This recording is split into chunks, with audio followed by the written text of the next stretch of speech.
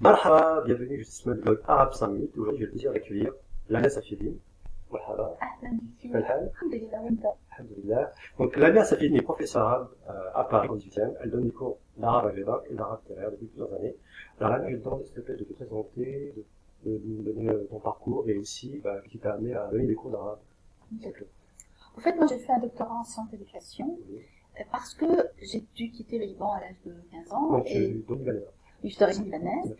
et j'ai découvert dans tous les continents où j'étais, parce que j'ai traversé l'Afrique, l'Amérique latine, il y avait un vrai problème de transmission de cette langue. Déjà des parents aux enfants Oui.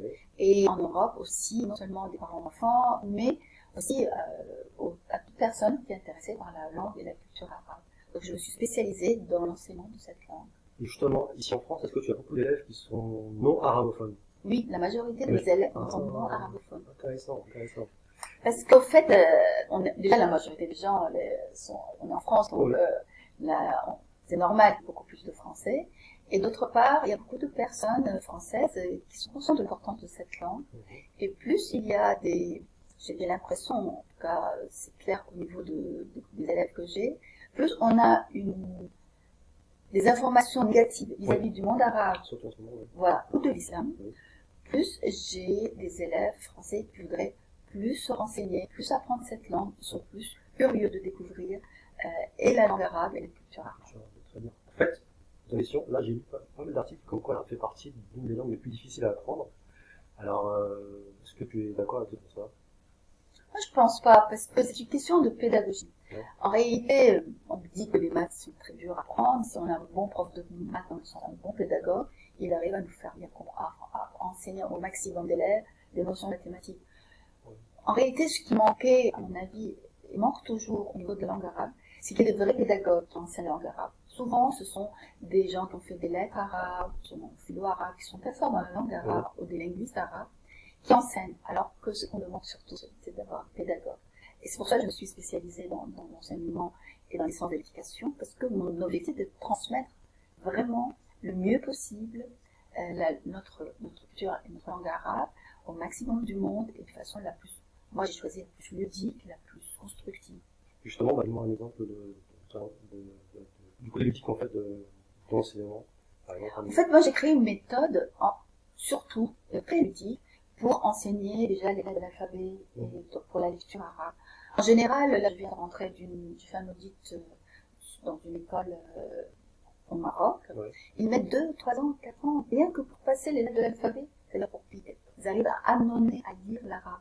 Alors que moi, j'ai construit une méthode qui vient de mon expérience. En 10 cours, j'arrive déjà à écrire les 10 cours, donc 10 heures là. 10 heures. 10 heures une fois par semaine. Donc, bien sûr, à condition que l'élève aussi pas le temps de retenir et de travailler. De façon très ludique, sur des cartes qu'on découpe, Ouais. on peut écrire la lettre et la mettre dans ses différentes positions en fonction de sa place dans le mot, Ouais. la lettre arabe. Et l'autre erreur pédagogique, c'est qu'on essaie d'enseigner les lettres de l'alphabet dans l'ordre. Alors que c'est très compliqué, elles se ressemblent beaucoup. Nous, la différence entre, par exemple, l'alphabet phénicien et l'alphabet arabe, l'alphabet phénicien qui a été repris par les langues latines, c'est que pour chaque son, on a une forme différente. Du coup, c'est à la limite plus facile. On apprend plus de formes, mais c'est plus facile. Dans la langue arabe, ils ont décidé que non, pour 28 lettres de l'alphabet, on a une dizaine de formes. Ce qui différencie, c'est le point. Et donc, après, ils ont classé les lettres de l'alphabet en fonction des formes.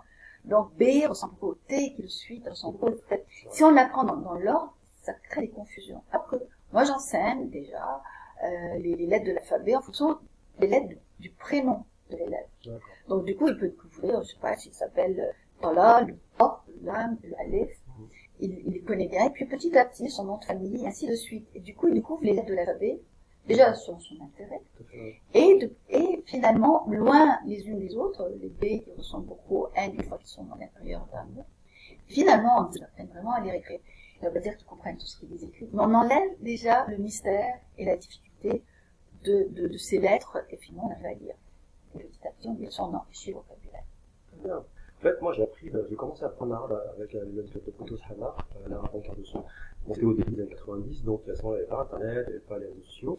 Et j'avoue, avec le dossier, au moment donné, par la grammaire. Donc, et là, maintenant qu'on est allé à l'Internet, à l'ère des applications mobiles, Qu'est-ce que tu conseillerais en fait à un débutant? Est-ce que tu conseilles des cours collectifs, comme il peut y en avoir beaucoup sur Paris maintenant, des cours particuliers ou des applications mobiles? Qu'est-ce que tu conseillerais? Honnêtement, en fait, moi, je donnais des cours de groupe. Oui. Déjà, c'est toujours, bon, à mon avis, plus constructif, plus positif, surtout par rapport à une langue qui est tellement différente, malgré tout, de la langue française ou anglaise, on écrit de droite à gauche. Alors, merci pour ta réponse. Passons maintenant à la vocalise des mots au niveau de l'enseignement. Tu sais que maintenant, il y a deux écoles. Il y a ceux qui enseignent avec vocalise. Donc, je rappelle à mes auditeurs, enfin, internautes, que la vocalise, c'est quand on met les voyelles qui sont sous forme de symboles. Donc, c'est Fatha, Kasra, Dhamma. Donc, toi, est-ce que tu vocalises des mots ou tu ne vocalises pas pour les débutants? En réalité, si on apprend l'arabe littéraire et même les dialectes, moi, je trouve que c'est très important pour les débutants de mettre des voyelles. Ça nous permet de savoir lire, tout simplement, déjà. Maintenant, moi, je fais, voilà, au début, je ne mets pas les voyelles sur les, on va dire, les imprimés que je propose aux élèves. Ouais. Bon, je les mets au début, je mets toutes les voyelles. D'accord. Et l'idée, c'est qu'après une fois qu'ils connaissent les mots, ils connaissent les règles pour lesquelles on met un ou à la fin d'un mot, c'est-à-dire c'est un sujet, un a, c'est un COD, et un i à la fin d'un mot, c'est un complément d'objet grec. On met on double le tanine, on double le ou, on double le a, on double le i.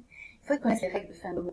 Et une fois qu'ils ont connu les mots, et petit à petit, je demande donc, on fait une lecture que j'appelle de première vague, c'est-à-dire avec toutes les voyelles, et après je propose de lire sans les voyelles.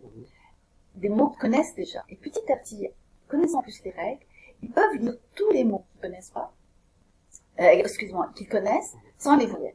Et les nouveaux mots, on met les voyelles. Quand ils vont les connaître, hop, petit à petit, après plus ils ont un vocabulaire riche, plus ils peuvent lire sans les voyelles, et plus ils connaissent la grammaire, plus ils mettent la voyelle comme il faut. Et finalement, les élèves s'en sortent très bien. En revanche, ceux qui viennent et qui n'ont pas du tout travaillé avec les voyelles, eh ben, ils sont handicapés. Ils n'arrivent pas à lire correctement, ils mettent les voyelles comme ça, au hasard. Et autant on peut à la limite dire, mais si je veux dire son enfant, je veux dire voilà d'où, ou bien, ça dépend, voilà d'où, voilà d'ihi. Et là, ils vont se confronter au problème de voyelles et de la grammaire.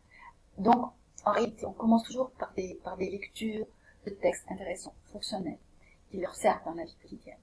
Et petit à petit, ils enrichissent leur vocabulaire, on enlève les voyelles au fur et à mesure, ils savent pourquoi. Et les choses évoluent doucement. Moi, je trouve que c'est la meilleure méthode. Alors, est-ce que tu as des techniques de pensée pour les lettres nouvelles pour les non-arabophones? Comme tu sais, il y a des lettres difficiles comme le ha, le qa, le a, le ta, le ba. Est-ce que tu as des techniques que tu pourrais donner à ouais. En fait, des lettres, je me suis rendu compte que des lettres qu'on appelle emphatiques, grosses, comme ça. Oui. On a le T et le ta, le B, le do, le C, le son. Ces lettres-là, je n'ai pas eu, mon expérience ne m'a pas vraiment montré qu'il y a des difficultés pour ces lettres en fait. Les lettres plus difficiles, et encore tellement, on a le K, le Ko. Le Ko, il faut bien arrondir la bouche, et ça ne pose pas trop de problème dans le Ko. Ça vient d'ici. Les lettres les plus difficiles, c'est celles qui viennent vraiment du fond de la gorge. Comme la lettre H. Alors, on a le H de hello, on prononce. C'est pas habitat, c'est hello. On a le H. Et le H, c'est une lettre qui vient vraiment du fond de la gorge. Une façon plus simple d'essayer c'est de jouer avec déjà la position de la tête. Quand on dit ha déjà sur le fond de la gorge, et au fait, si on relève la tête, ha, c'est plus facile à prononcer. Donc, pareil pour le ain, le ha. Ça, c'est la lettre réellement la plus difficile pour le ha, c'est la lettre la plus pour les occidentaux qui ne parlent pas d'autres langues, qui n'ont pas trop appris des langues, il y a un travail de lettre culturelle. Et donc, pareil, c'est un A qui vient du fond de la gorge. La difficulté, c'est le A. En réalité, si on relève la tête, c'est plus facile. Et c'est A. Ouais. Voilà. C'est vrai que ça sort plus facilement. Ça sort plus facilement. Donc, jouer. En fait, il faut travailler le corps. Une langue n'est pas juste la tête, le cerveau, la bouche.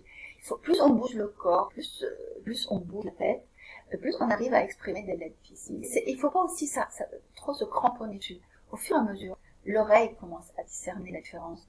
Et petit à petit, tous les élèves y arrivent. Avec moi, en tout cas, les élèves y arrivent vraiment à prononcer des lettres difficiles. Pas difficiles pour eux au départ. Je pense aussi qu'il faut aussi les encourager à écouter la musique, tout ce qui est discours arabe. Habituer leur oreille à... Ça joue beaucoup. Pareil, des élèves, par exemple, le kha peut être difficile pour des élèves, mais ceux qui ont fait de l'espagnol, on leur donne la rota. Déjà, c'est plus facile. Donc, effectivement, en plus, beaucoup d'élèves pensent d'origine arabe, pensent ne rien savoir de la langue arabe. mais ils se rendent très vite compte qu'ils l'ont, comme tu as dit, à force d'avoir entendu la langue autour d'eux, des émissions, la radio, et ben ils ont un passif qui les aide beaucoup à apprendre la langue. Donc on n'est pas égaux face à cette langue. C'est pour cela que personnellement, bien que ça va être plus entre guillemets rentable d'avoir beaucoup d'élèves à la fois dans la même heure, ce que font les écoles et tout, moi je trouve que j'ai trouvé au fur et à mesure que les cours personnalisés sont plus rentables et plus efficaces pour les élèves parce qu'ils viennent de cette langue avec des objectifs différents, des besoins différents et des possibilités différentes et en plus, surtout Paris par exemple, dans d'autres villes, du temps différent. Pour deux élèves qui ont le même niveau, ceux qui ont du temps arrivent à avancer beaucoup plus vite que ceux qui sont très pris par leur vie professionnelle et familiale.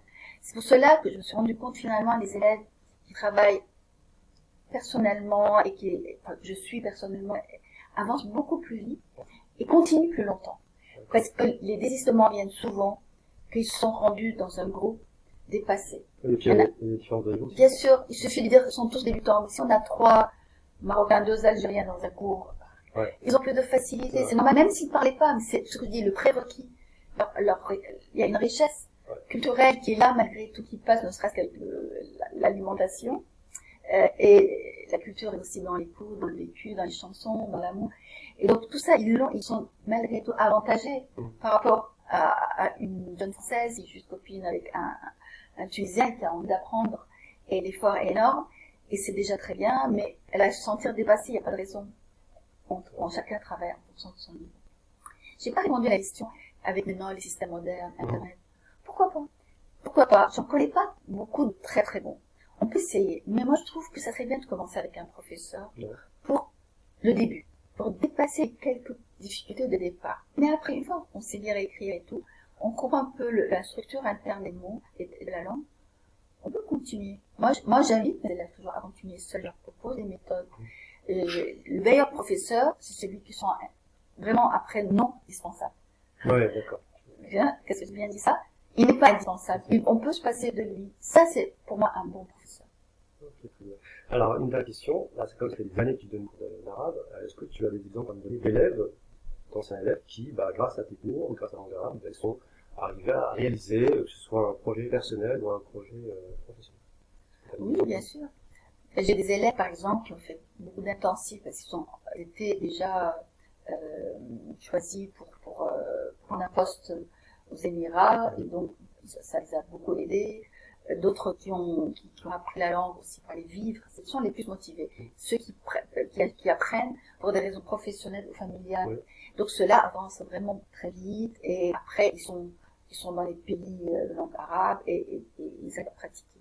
Oui, beaucoup. Et d'autres aussi, ceux qui sont dans la continuité. En fait, une langue, c'est comme un dictionnaire, on ne perd jamais. C'est-à-dire, plus ils ont la patience avec eux-mêmes. Et ils continuent, et plus ils apprennent. Donc les élèves les plus anciens, vraiment m'épatent, parce qu'ils les voient très bien, certains ils les connaissent presque mieux que moi, parce qu'ils apprennent, surtout dans le littéraire, ils sont incroyables. Oui, et ils se trompent plus du tout de voyelles. Bien sûr, on avance, comme toute langue, il faut être juste patient, et dans la continuité. Et moi je donne, en tout cas, tous les outils pour qu'on continue. On enregistre les cours, on peut écouter, et donc, puis c'est la 5e langue la plus parlée dans le monde. Elle prend maintenant la 3e place au niveau professionnel.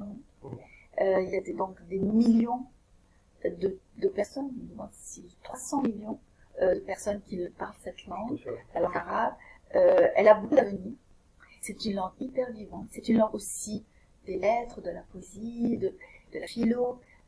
Et déjà, même quand on pense qu'on ne connaît pas du tout la langue arabe, rien que la langue française, a des centaines et des centaines de mots d'origine arabe, ne serait-ce que alchimie, al-jab, alcool, tous ces mots avec al de la science viennent de cette richesse interculturelle qui s'est passée entre le monde arabe et l'Occident.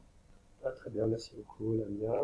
Tu connais la Zilal. Je connais. Et j'espère que justement, ces deux, vous avez envie de vous lancer dans l'apprentissage en langue arabe. En tous les cas, sachez que Lamia offre le premier cours. Oui, le cours découverte à Paris dans le 18e. Pour en savoir plus, vous pouvez... Mais c'est pas c'est limite 9e. En tous les cas, vous pouvez consulter les liens sous la vidéo pour prendre contact avec Lamia pour les cours d'arabe.